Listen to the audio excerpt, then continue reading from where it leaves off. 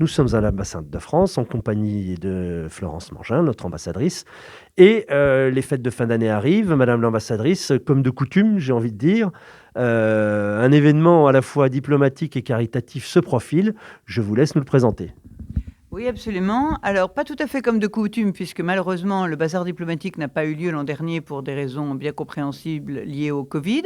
Mais cette année, l'association portugaise qui porte le bazar diplomatique a décidé de le tenir le 26 et le 27 novembre au Centre des Expositions, sous le parrainage du président de la République. Celui-ci viendra d'ailleurs honorer de sa présence le bazar diplomatique. Et la France a décidé d'être partie prenante de ce bazar, avec une équipe qui s'est renouvelée d'ailleurs, puisque dans l'équipe de préparation et de tenue du stand français, il y a des gens qui sont là depuis longtemps. Et puis, il y a plusieurs collègues nouvellement arrivés à l'ambassade qui se sont joints à cette petite équipe et qui est en train de préparer activement ces 2 journées où nous vendrons donc des produits français que nous avons acquis soit de manière totalement gratuite, soit de manière préférentielle, afin de dégager un bénéfice que nous redonnerons à l'association.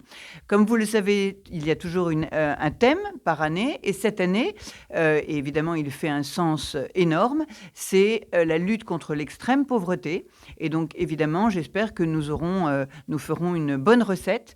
En 2019, nous avions été le pays qui avons apporté à l'association portugaise la somme la plus importante, et de très loin.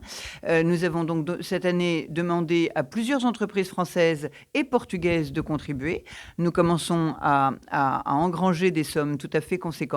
Et j'espère vraiment que nous pourrons contribuer à cette œuvre.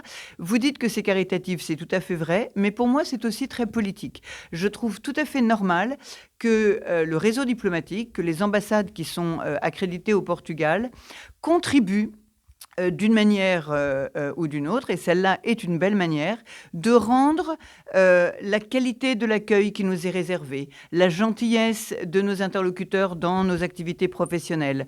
Et donc, c'est une façon aussi d'apporter quelque chose, de contribuer modestement à une cause globale, et c'est vraiment le rôle des ambassades en réponse, d'une certaine manière, à la qualité de l'accueil portugais fait aux représentants diplomatique. Donc c'est caritatif et c'est politique également. Et donc nous sommes bien mobilisés et j'espère que nous pourrons contribuer de manière tout à fait significative cette année également.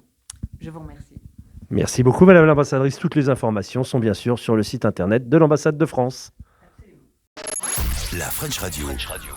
Portugal.